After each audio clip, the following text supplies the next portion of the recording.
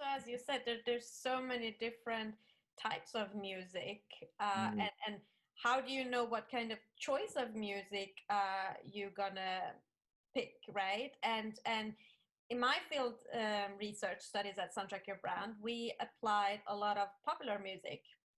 And in one study with a quick restaurant brand, it increased sales with 9+%.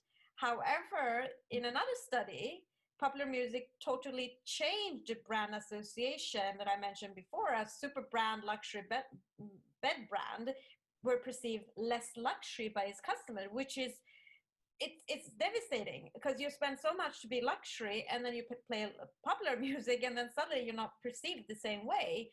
However, I remember when I did the staff interviews, they loved the popular music because they could sing along, and it made the time pass much faster than the unfamiliar music. So there was always like a challenge between, okay, is it the customers, the brands, or the staff?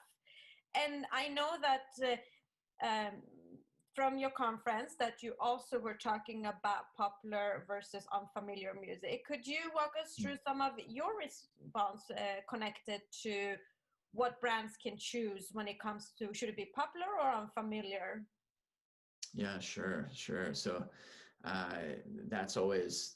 that's the big challenge, is to figure that out. And I've seen examples where it really works, where the popular music that a brand has been using has developed these great associations with the brand. So when they use that music, brand recognition, the neurological equivalent of brand recognition, goes way up.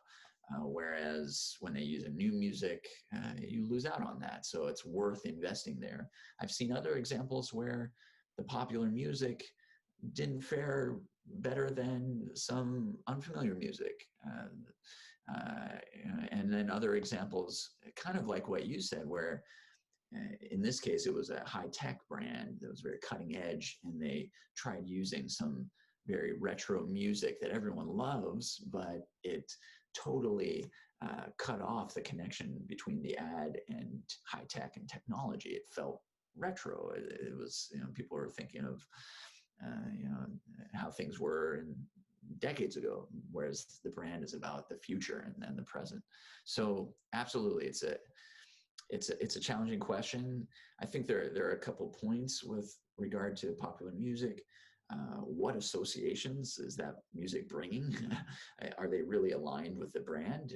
It's not just about using music that people love. It's about aligning the associations with the brand.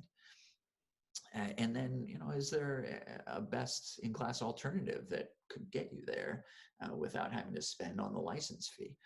So that's really where research helps out. For a relatively small amount of money, you can figure out if it's worth spending a much larger amount of money on licensing music. It's very interesting what you say, and I've read a lot about also the whole music and association, that when we listen to a lot of popular songs, it is very much connected to where we grew up. When did we listen to the song? Was it a positive or negative happening during that period of time? I had one person in the store that I interviewed, and the first comment was, "Take out that Coldplay song." And I said, "Excuse me, what? You have to take it out. Like, whenever it comes up, my day is ruined." And I said, "Okay, you want to talk about why?" She said, "Because that song reminds me of my divorce." Right. So it's really interesting, and it's very important for brands to understand that you can't just choose a song because the marketing team likes it or they think they can fit. It also has to be tested in terms of like, okay, what do people really associate to this song? Not just like, oh, we like the melody, because we have a lot of things that we associate with that, and then the brand has to take a solution and going, no, sorry, a decision going, okay, do we want to be associated with that? Right. Exactly. And it's analogous to the problem with choosing a celebrity to be a brand ambassador. What kind of baggage, so to speak, what associations come with that person for everyone who knows about them. And when you're choosing music, it's the same thing. People are going to have experiences. And then that's the other issue with popular music is if it's really popular, then it's very hard to develop unique associations for the brand. Ideally, with sonic branding, you hear a piece of music and it reminds you of, that Cadbury ad, or you hear a piece of music and without thinking about it, it's triggering associations with the brand. But if it's super popular and you're hearing it in the grocery store, on the radio, you play it at home, then it has no specific associations. Whereas a unique song, a new song in your brand's ad is only going to develop associations with your brand because it's being presented with your brand always when people experiencing it. So that's a consideration. It's interesting also because what's one of the Kardashian sisters that is the model, Kendall?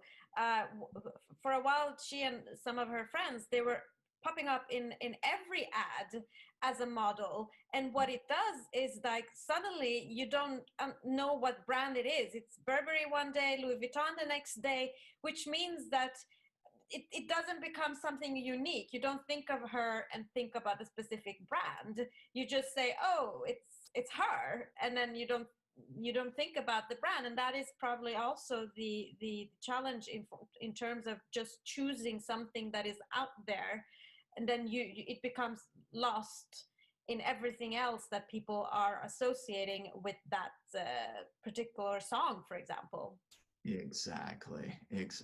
So this person is the flavor of the month. They're selling this in one market, they're selling this in another, or even worse, I've seen examples where the same actor was being featured in ads for one brand and then in ads for a competitor's brand. And there you're very likely to get this lack of uniqueness in terms of the brand resonance for the brand, because you see that person, it makes you think of the previous brand that he or she worked with. So absolutely, it's a double-edged sword. With popular music, you get a lot of bang for your buck, so to speak, because you're going to trigger a lot of memory right off the bat, likely some emotional associations, but it's diffuse, and it may come with associations that aren't aligned with the brand and also that aren't unique to the brand.